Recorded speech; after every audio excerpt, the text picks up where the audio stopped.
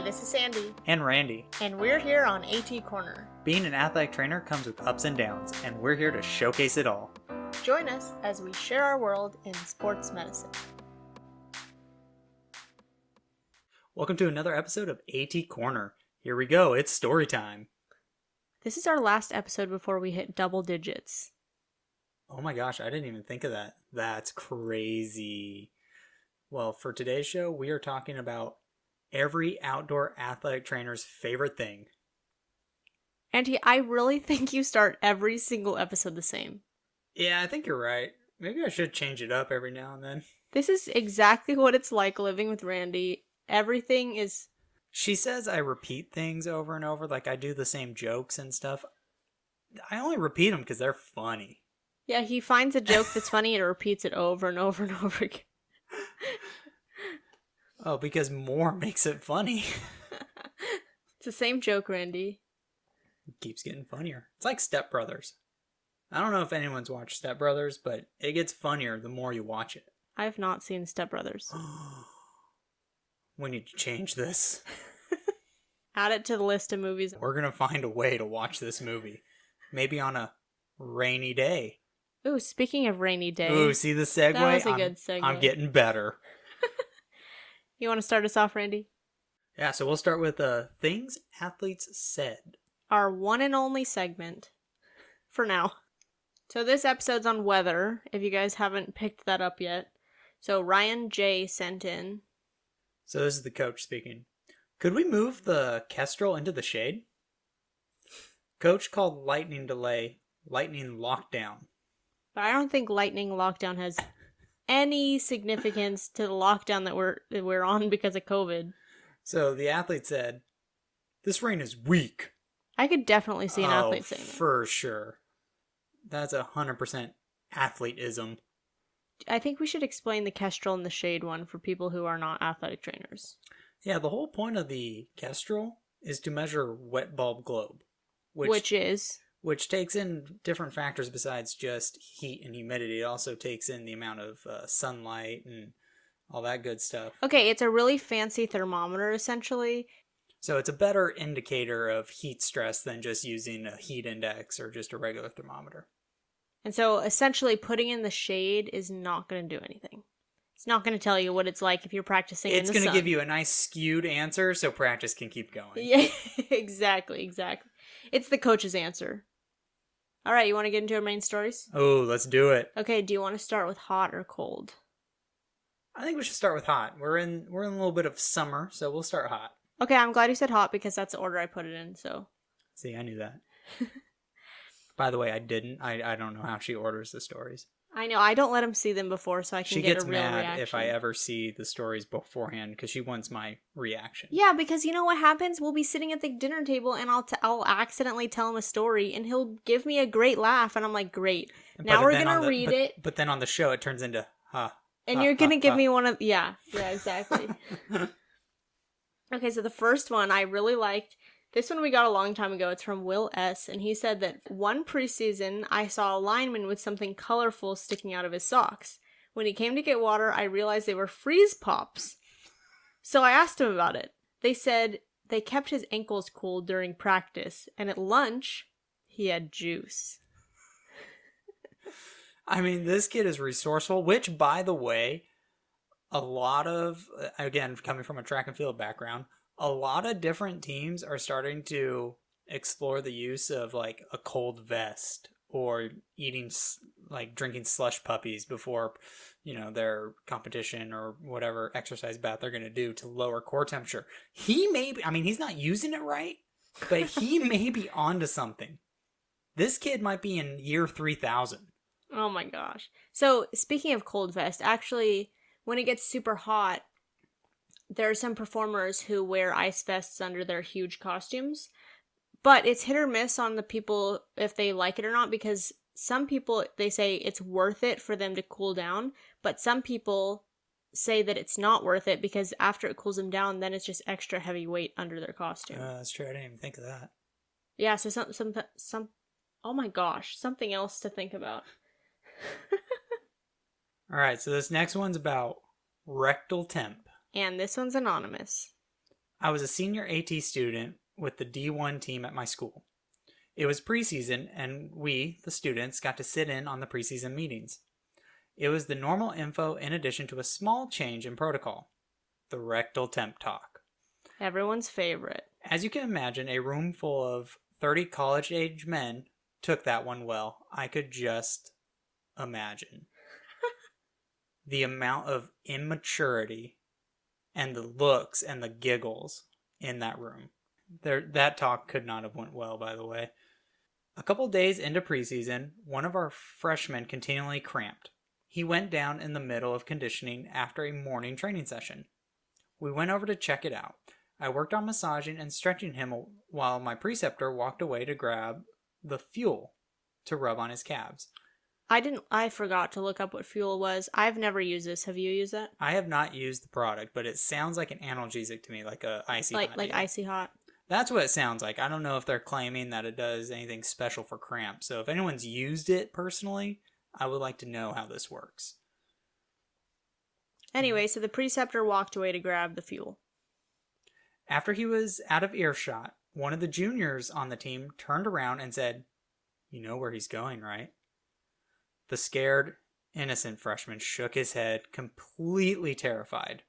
The junior goes, "He's going to get that thermometer." Naturally, the freshman froze as his eyes tripled in size. When my preceptor retrieved the fuel, he tried to get the kid to relax and lay back so he could now work into his calves and hamstrings. The kid was stiff as a board and refused to move. Oh, poor freshman. See, that's messed up. Letting the upperclassmen get to the freshmen like that. Freshmen are my favorite. They're just so innocent. They just don't know. Remember that kid on TV, the little freshman on what was that team? Oh, it was University of Texas. And he did the little hook 'em. Yeah, he was pumped. He was pumped. My preceptor thought it was from not being used to being treated by ATs, which does happen. They do get weird about that. Which I think is why it's so important. Well, so many reasons why we should have athletic trainers at high schools. But one of them is because it really exposes them to the care that they need before they go off to college or go off to pro teams or wherever they're going to play. Yeah, absolutely. And it helps with the trust level. Oh, yeah, for sure. When we got back to the ATR after practice, I told him about the comments from the junior, and he cracked up. From that day on, no one dare mess with the potential of needing the thermometer. Wait. That poor kid. Wait, why wasn't anything said to the preceptor beforehand? I don't know. I think that's hilarious. They just they let it play out. Well, I guess being an athletic trained student too, you're just kind of like, you gotta enjoy the moment. Yeah, that is true. Okay, so this one's really good. I know I say that for all the stories. You guys, all the stories you guys send in are really good. So wait a minute. You get on me for the beginning of the show because I say the same thing at every show, and then every time we get a story, this one's really good. This is like when you watch The Bachelor. Okay, by the way, we are fans of The Bachelor, Bachelorette. It is our guilty pleasure. We enjoy watching the show. Okay, so Bachelor Fantasy League, Bachelor brackets. So, we do it all. You know what? Every time I tell the female athletes that, they get like, "Wait, what?" And I'm like, "Yeah, Sandra and I are always on this." So it's like when you watch the season finale and Chris Harrison's on there, like, "All right, this is the most dramatic season finale ever." He says it every season finale. Well, this is the best story ever, okay, Randy? Like, no offense to the other stories, but we all love the stories. You haven't heard this one yet. All right, go for it. Okay, so this one's from Maddy S. Another one from Maddy, super, super awesome. She wrote in, "I have a weather condition story for you. Last summer, I was working a huge soccer tournament in Fontana, where it's really hot. Well, it can get hot. I grew up around that area, so I know it. That's where my sister was born. That's right. Basically, the desert and hot as hell in the summer. We were concerned about heat that day. Yes. And we were already on high alert. We warned the directors of the tournament that it might not be safe to continue with the tournament, but they thought it would be too much effort to cancel and reschedule, so they went on with it. Which is usually a good contributor when you're thinking about medical decisions, is convenience. Like, how convenient is this going to be? This is going to come up later, too. This is so frustrating. Oh, it's the most irritating thing. Oh, I'm sorry. You'd rather people die in heat stroke than you reschedule your event? Apparently, that's all that matters. Ball is life, as the kids would say. So they went on with it. I personally called an ambulance 4 times that day for heat illness. It was one of those things where you're just thinking to yourself, is this really happening? You don't even have time to panic. You just get through the right steps and on to the next one. At one point, I was dealing with a girl who started to go unconscious, and we were putting ice bags all over her body, and another girl collapsed on the opposite side of the field. It was a disaster. And on the radio, you can hear people calling for assistance because somebody was vomiting in the trash can and looked delirious, or a grandparent was needing assistance because they started to get heat exhaustion. We didn't even have time to communicate to the directors that they needed to shut it down. Just triage and hope for the best. There were about 8 ATs working that day, and I want to say 30 plus fields to cover. That's bad. Oh my goodness. First of all, they need way more coverage. Second of all, no, not in the heat, reschedule. Third of all, this is just insane. She said, so we were grateful to make it through with no fatalities. Yeah. Well, I think that just hats off to that AT staff. Oh, yeah. For handling that terrible situation and still turning out a positive out of it. And it was a tournament, which means I don't know if it was a normal AT staff that worked together. It could have just been like contract. Yeah, exactly. You know what's funny is that reminds me of the time where I was working a big track and field event, and it was happening in a warm location. And we're talking the weather was getting, like, it was so hot that for the sprinters to actually get into their stance, which involves their hand on the track, they had to put water down so their hands could touch the track to get in their stance. I remember that. And I would say the biggest requests we got were from officials.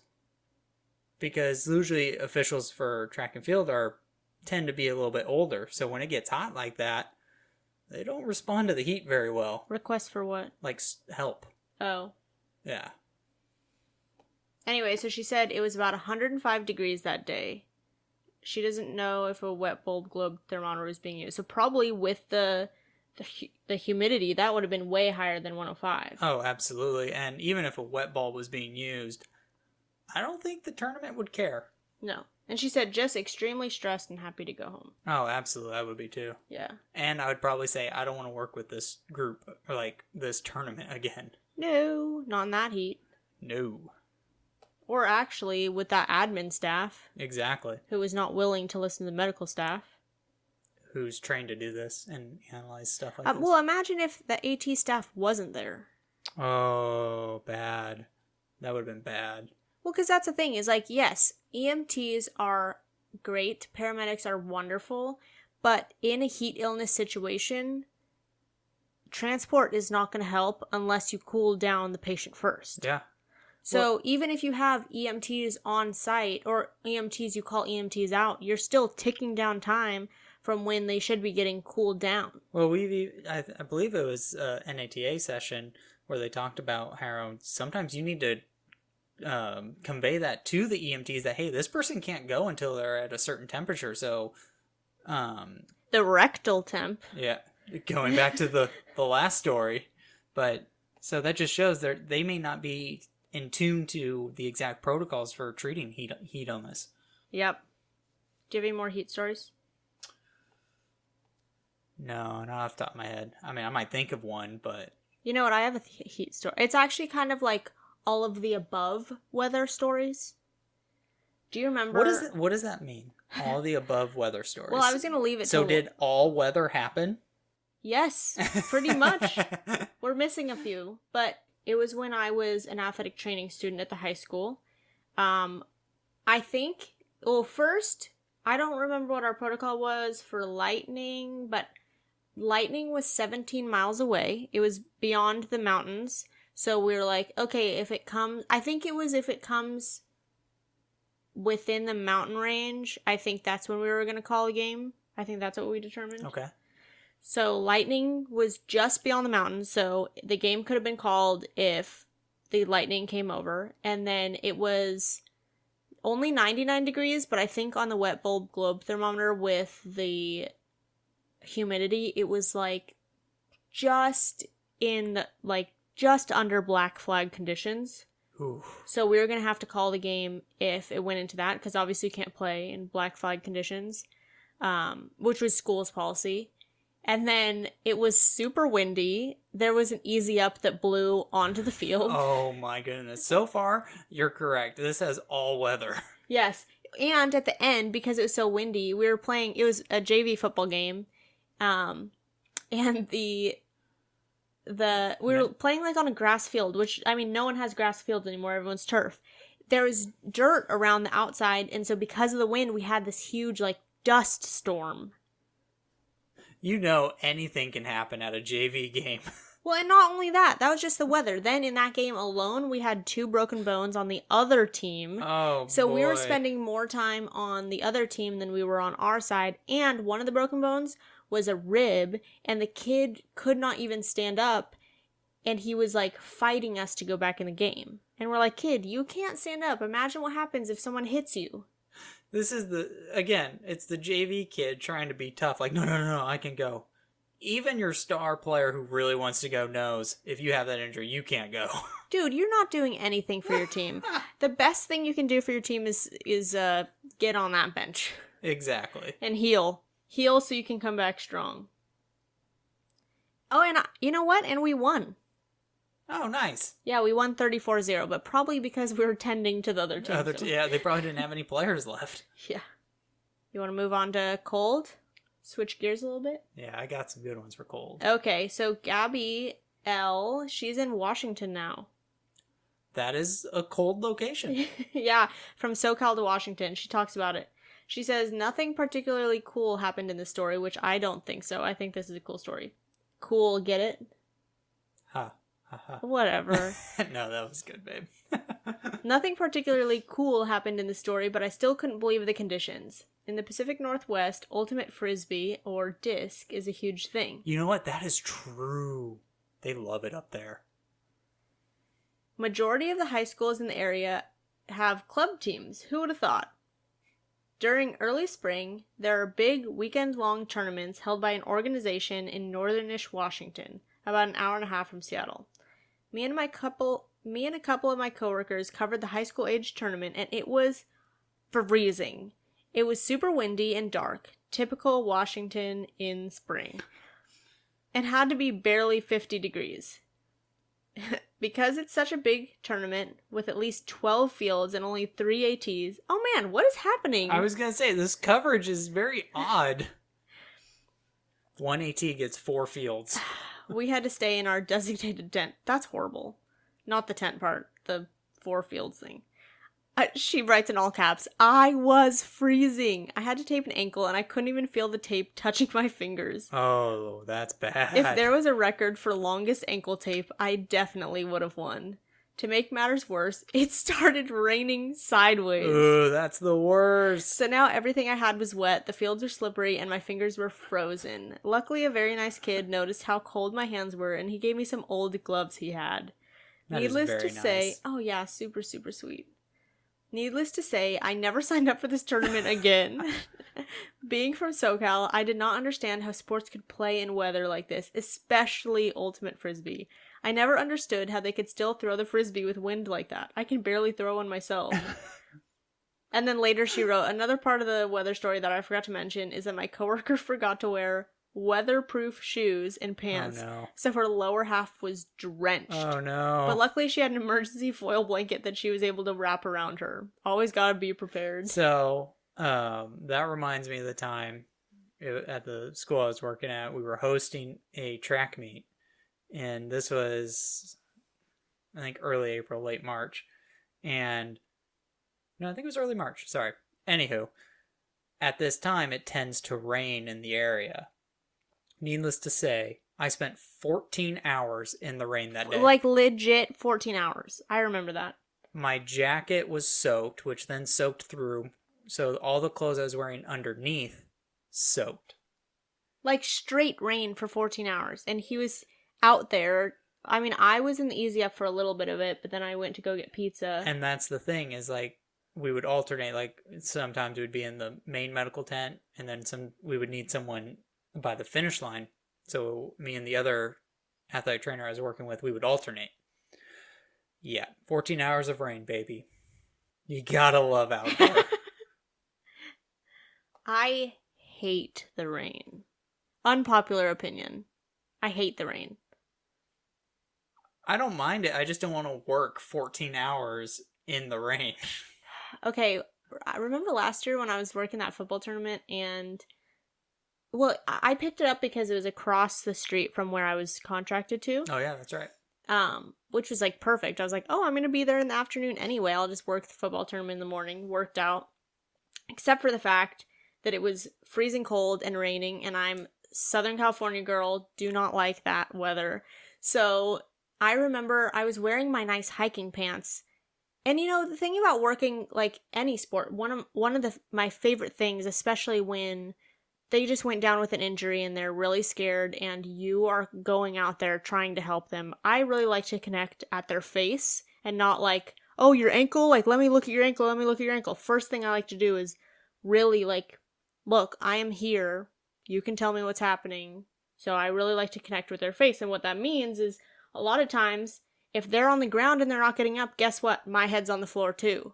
So if I'm going to be looking you in the eyes, I'm going to be at that level. So when it's raining, I just remember my knees were completely soaked because I was constantly on my knees on the floor. And also, like, I mean, I wore a hood, but you know, it's not really fun to put your head on the floor, especially like if someone's face down and you're trying to like make sure they're not having a neck injury or anything.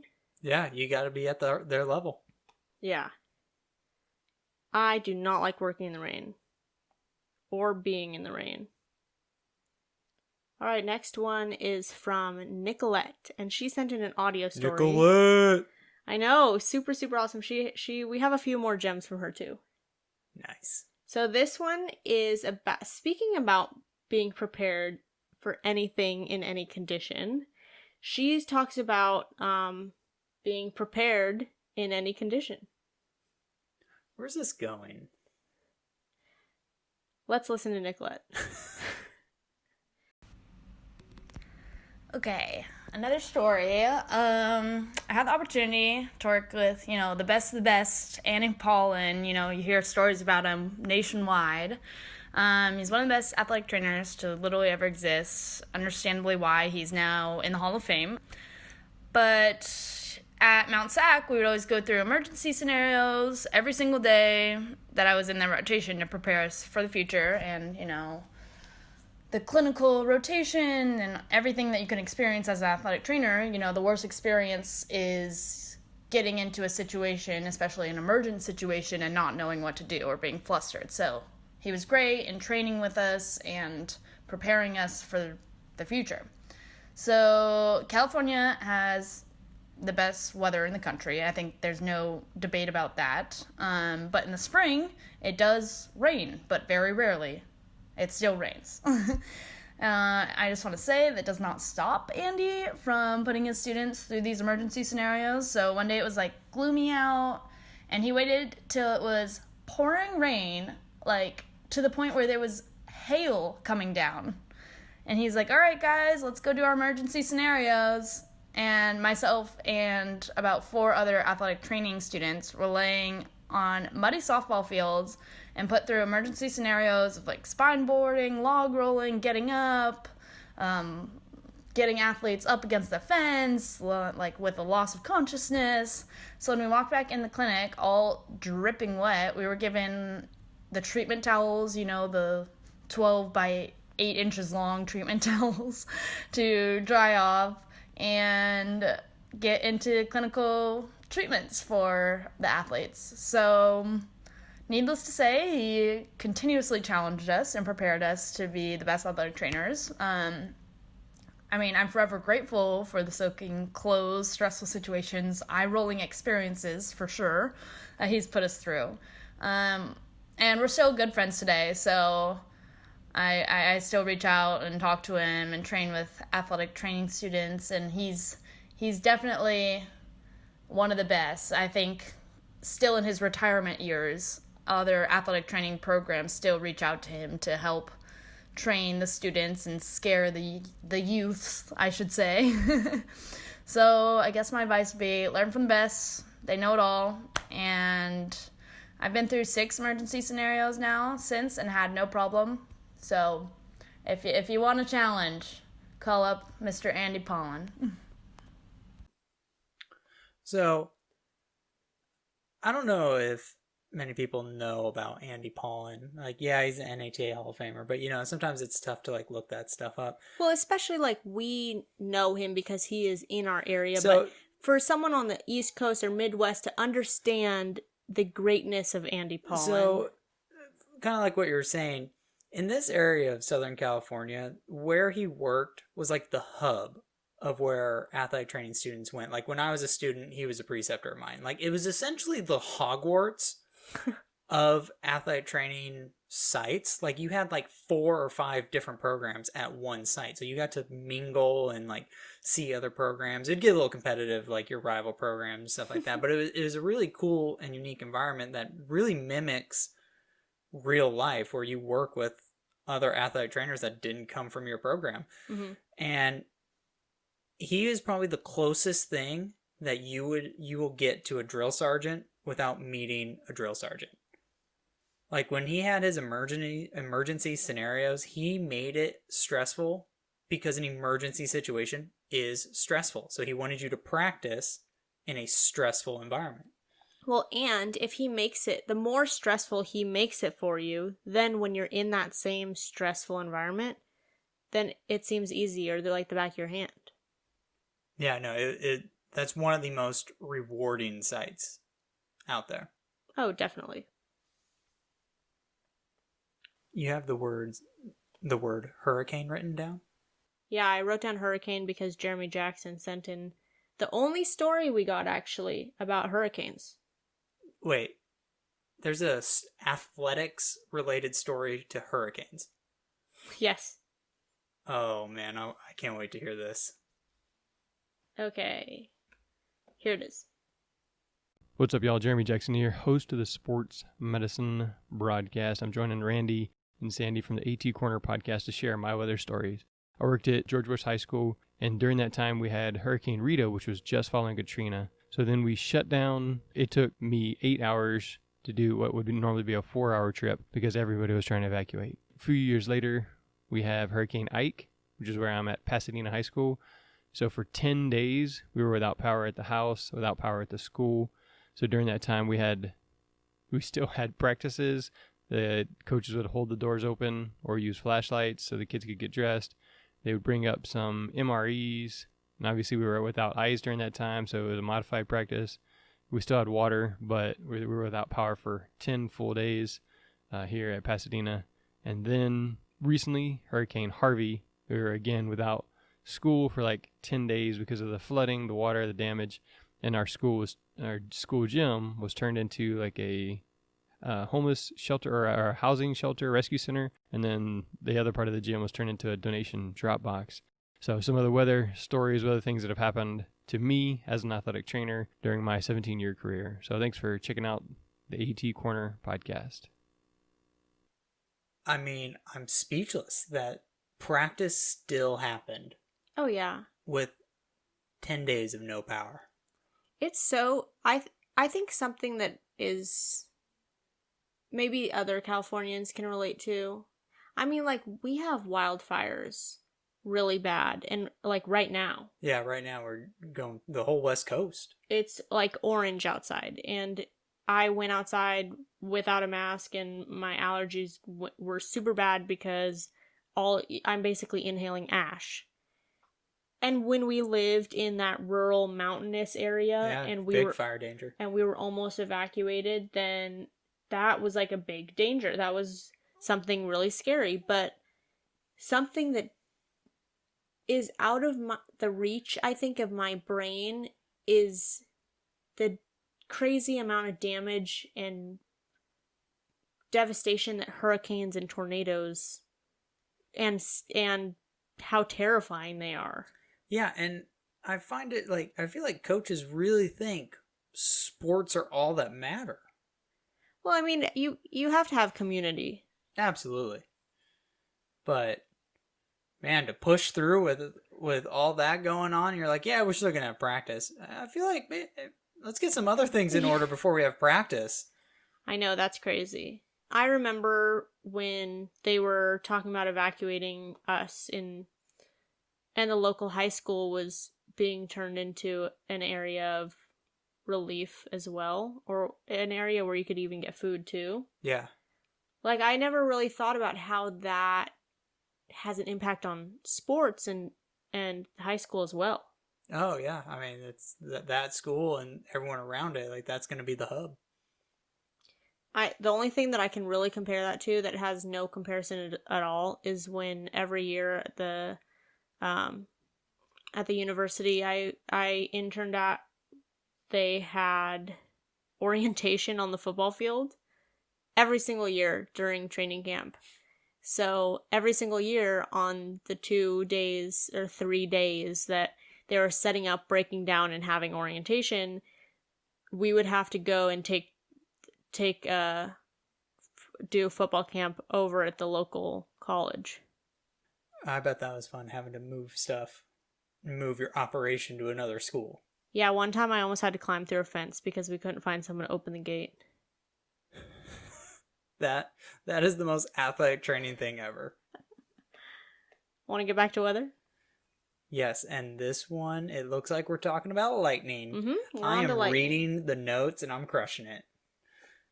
So Leslie C. wrote in, I was in high school at softball practice and the team didn't want to practice, so a girl started dancing, stating it was a rain dance.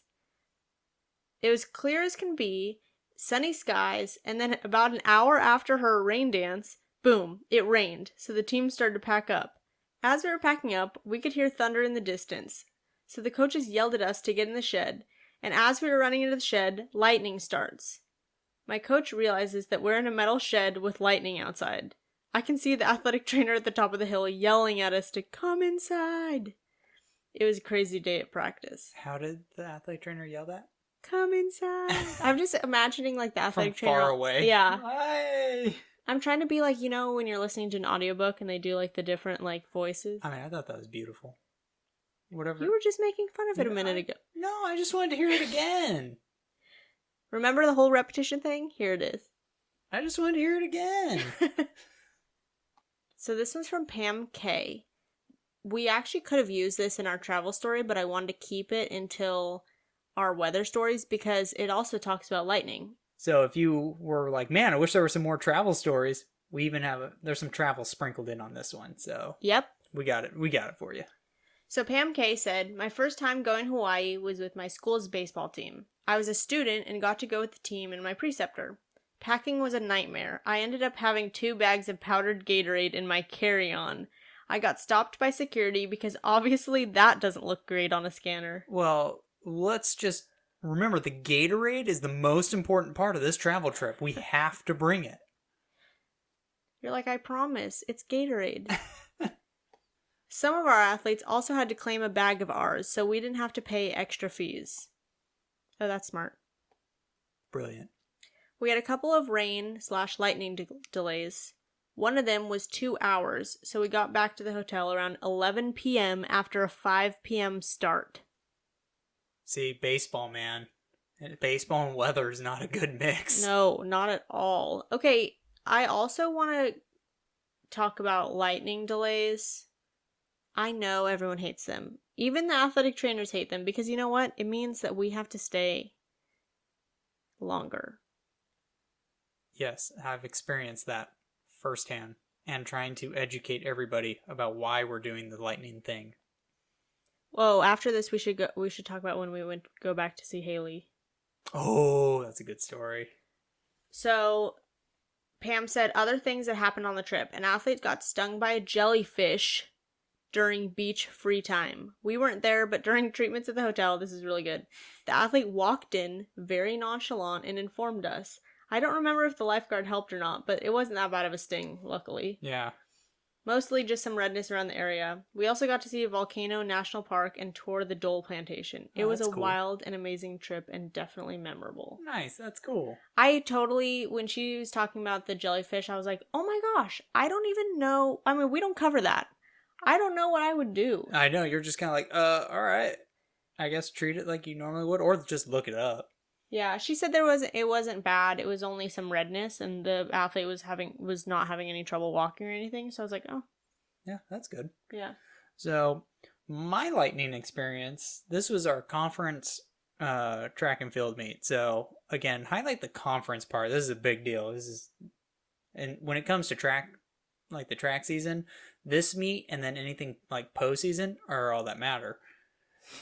So we're around in central California area, and it was a little cloudy, but it was fine, right? And there was a mountain range next to us, and the clouds started accumulating by the mountain range. Like, okay, that's cool. It's fine. We're fine. It's fairly sunny over here. And you look up, and I saw a flash. And I'm like, oh no, not good. Now, luckily, we weren't the host school, so this it falls on them to make that decision. And they had their app that read that the storm, I think it was right around 6 miles away. What was your cutoff? I think they were doing kind of what the position statement said, around 6 miles. Oh, okay. So when they saw that, they're like, okay, well, we just got to call it. And people don't understand that just because the lightning's not on top of you, that like you're in danger. So we had to tell everyone, hey, we got to go inside. And everyone's like, it's sunny out. Dude, just go inside, man. Like, this is for your safety. Like, having, I think, like 9 different schools piled into one building. Oh, kids were everywhere. It was getting hot and sweaty. Kids were complaining, it's sunny out. Dude, you're missing the point. I know, just one person gets struck by lightning. Exactly. And also, and I'm sure some of our listeners on, like, in the Midwest and East Coast, like, weather happens fast. Yeah. That storm could have, well, no, I don't want to say storm because it wasn't like that, but that lightning cell could have been right over us really quick. Mm-hmm. Remember when we went to go see Haley? Yes. Speaking of inconvenience. This was wild weather. We finally went back to my first clinical site to go see my first preceptor. I mean, we see her all the time, but we went back to go watch a football game. And I think, did we even watch any of the game? No, game didn't get started. No, it didn't, because there was lightning. We watched warm-ups. Yeah. That was the most athletic part of that event that But we you know watched. what? It worked out because we went to go hang out in the car, and Haley came and hung out in the car, and then we, instead of just watching her work, we actually got to catch up with her, which was really cool. But where the location was, the stadium was up on like a hill, basically, so it oversaw the rest of the city. And you had a good skyline to look at. Yeah. And you could just see different lightning strikes going. And it's just like, being in Southern California, this is wild weather for us. Oh, yeah. And it was pouring. It was pouring. And I think if you guys don't know, like, lightning protocol, if you're not an athletic trainer, it's 30 minutes from the last strike. That, like, you can go 29 minutes. And then, you know what? If there's another strike, guess what? Timer starts over. So, and that's what kept happening. Try explaining that one to the coaches. Yeah, exactly. That's what happened when we went to go back and watch that football game, and it got delayed so many times that we actually had, they actually had to change it to play on a Saturday, which high schools don't do. And so everyone was kind of pissy about that. And because, I mean, you don't expect to play on a Saturday, so of course some of the players already have prior obligations, and now it's like, oh, my starter can't come. That rough. Sucks. Yeah, that's rough. Okay, so this next part, have you ever heard of the name Ray Caldwell? Okay, so before we get more into this, remember, she likes to keep this stuff, like, she doesn't want to let me know. Yeah, you need to tell them the story about this, Randy. Yeah, she wants my reaction. So she was looking this up, and Randy's on a Zoom call. Yeah. He's not supposed to be paying attention to what I'm doing. and I just looked over and I saw this like Because it was a picture, and he's like a sports fanatic. it was a picture of like a baseball game broadcast that brought up this little highlight. And You was know how they talking have about little it. fun facts about the players? So I was reading. I was like, oh, that's interesting. That's cool. Whatever. And so then I go to my Google Doc that I'm writing the agenda up, and I'm like, oh, we're going to record this later. This is so cool. This is lightning. So she asks me, hey, do you know? I was like, hey. And because you know what? He is a freaking walking encyclopedia. Anytime I'm like, hey, Randy, why do the clouds look like that? He'll be like, oh, let me tell you why. Because they do this. And I'll be like, hey, Randy, do you remember who won the Super Bowl in this year? And he'll be like, yeah, it was this team and this team. And, you know, it was really close, except this happened in the last quarter. And I'm like, what the heck? I don't even remember who won last year. Anyway, so then I turned to him yesterday and I said, hey, Randy, have you heard of the name Ray Caldwell? So in reality, no, I haven't. But I was just like, yeah.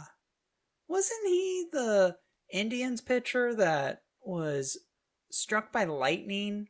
And then the next game, he threw like a no-hitter or a perfect game. And she got so mad. I was like, no, you do not know this fact. How do you know this fact? It's from the early 1900s. I was just like, I just know it. And she was so sure, like, there's no way. And I said... And he was like literally reading off what I typed. And I was just like, no, I didn't know. I just saw it just now. Yeah, you little stinker. So anyway, Ray Caldwell is a super fancy dude. He was an Indians pitcher in 1919. We don't know if he's fancy. Well, after what he did, he was struck by lightning, like Randy said, in the 9th inning of the Indians' debut on August 24th, 1919. So that's not even the interesting part. The interesting part's coming up. He was struck by lightning, right? Then he was revived. Did we have athletic trainers in 1919? You know what? Technically, I think so. I mean, different scope and different knowledge set, but I think technically you could trace it back. Okay, cool. So probably by the athletic trainers, he was revived. If anyone on the NETA, history, has an answer to this, we would love to know for sure. I'm just going off of the top of my head and remembering that there's some stuff traced back a long time. So anyway, he was revived, and he didn't just sit on the bench after being revived or, go to the hospital or anything. No, he finished the game. What a warrior. Well, no, not only that. Then, 17 days later, it must have been the electric shock that went through him. He pitched a no-hitter. For all the baseball people out there, he must have had electrifying stuff. Get it? Anyway, I thought that was insane, and I was like, how perfect. We need to put this in our lightning episode. Hey, hold on. There's one more fact there. He won 20 games in 1920 for the world champion Indians. Cool. I don't know if that's good or not. I mean, probably because it's a fun fact. I don't follow baseball. I don't know what that means. Yeah, that's pretty good. Okay. So we're going to finish up with lightning do's and don'ts. She was excited to put this in. Yeah, I was, because I found this on the NHA website and I was like, hey, this is fun for Randy to guess. And also it'll be fun for everyone who's not used to dealing with lightning a lot. So it could be a refresher. Mm-hmm. And it's really good because usually, if you guys are new, we do half evidence, half experience, or we try to pair the two. So every other episode, like this one's stories and experience, and our next episode is going to be education. So, I just hit the microphone. So, we decided that we're going to do a little bit of both in this episode. So we did our stories already, and we want to give you guys a little bit to take away from today so you didn't just waste the last 45 minutes. I wouldn't say it's a waste. So, Randy, do's and don'ts. You have to decide. Do you do this or do you not do this? Okay, do you seek shelter in a fully enclosed metal vehicle, such as a school bus, car, or van, when lightning is present? Yes. Yes, good answer, because that's what we did. Well, and also it's fully enclosed, so that's the positive. Do you evacuate to open structures, including picnic, park, sun, I'm going to bus, stop you there. That's a rain? no. No, you don't do that. And this is important. Storage sheds, tents, dugouts, refreshment stands, press boxes, open garages. No, no, no, no, no. And what's the big reason? It's not fully enclosed. Boom. If you're in a building, it should be fully enclosed. So think like gym, field house, stuff like that. Yeah. Do's and don'ts. I'm working on some sound effects by my own sounds. Copyright free. We don't have to pay anyone. This is very low tech. Okay, Randy. Do you stand away from showers, sinks, locker rooms, indoor pools, appliances, and electronics? No. No, Randy. You want to stand away from showers, sinks, locker rooms, indoor pools, appliances, and electronics. Thank you.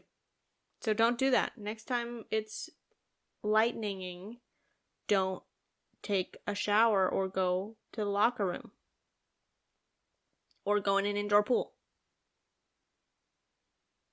I mean, the indoor pool part kind of makes sense. I should have paid attention. I think that one gave it away. I should have paid attention. All right, Randy. Let's do true and false. Ready? We have 2 of these. Lightning victims carry a charge. False. Are you sure? Yes. Correct. It is false. I was going to say, because the lightning is a discharge, so I don't know why they'd carry a charge. I almost said true. It's false, and then I really confused myself. It is false, so that means if someone gets struck by lightning and they're not breathing, go help them breathe. If it is safe to do so, of course. Remember, Yeah, check the scene. First rule of CPR, check the scene. Check the scene. Okay, last true or false. Lightning is most common from afternoon to early evening. True. Yep, true. Winner, winner, chicken dinner. We didn't have chicken for dinner, by the way. Winner, winner, rib dinner. There we go. Okay, Randy. Do you have anything else to add? Nope, I think that's good on my end. So it seems like the sun is setting on our weather stories. That was bad. What do you mean? That was pretty good. I'm killing it today. You can go ahead and tell us. You know what? Actually, you can't comment on this podcast, obviously, but you can comment in our Facebook group. So you go ahead and go in the episode thread on our Facebook group and tell us if you think Randy's jokes are funny. I was crushing it for weather. I don't know. I had tea before this, so I don't know if I was just amped or what, but I feel like I was on it. I feel like they're dad joke level, Randy, but you're not there yet. I'm practicing. I'm practicing for that one day. Anyway, so if you aren't a member of our Facebook group, see what I did there? That was pretty good. See that? She's learning from me. You can head over to facebook.com/group/ATcornerPodcast. Click the join button, answer the question, where did you hear about our podcast? And then you're automatically going to be approved and you can go and hang out with the cool kids. That's right. The cool kids. And please post. We would love to hear from you guys. And it doesn't even have to be related to the content that we're talking about on the show. It could just be stuff that's going on. Mm-hmm. The cool thing is we've had some students on there post like questions about things, which I thought was really cool. Yeah, keep doing that. So remember, every other episode is stories and education. I already said this. So this week's education is SI joint. Woo! And then some other things to look forward to on our story episodes are going to be working with other healthcare professionals. We need more of these stories in occupational therapy and SLP, so speech language pathologists. We want to know. I really hope someone has something about that because I've never worked with an SLP, and I'm so interested to know, like, one, how did that come about? What did you guys work on? Yeah, like, some people. So many questions. Some people on our Instagram said that they have worked alongside a speech language pathologist as an athletic trainer, and I want to know about it because I've never heard about that. Yeah, exactly. So anyway, we're going to be sharing stories about that. Another episode we're doing is crazy mechanisms of injury. Another one's concussions. Another one's hydration and cryotherapy stories. So this could be anything from hyponatremia to dehydration to just plain funny things your athletes do about drinking water, or if they want to throw up in the ice bath because it's so cold. Yeah, talk about ice bath stories. We're going to be talking about weird ice things and ice allergies and a bunch of other stuff that we're putting together. So if you have stories, actually, if you have any stories to add to any of those, or another one that you just want us to save and store for another episode, send them in to atcorners@gmail.com. And next episode will be double digits. That's wild. Yeah. That is wild. We're having so much fun with you guys. Yes, we are. So, let's wrap it up. Thanks for helping us showcase athletic training behind the tape. Bye.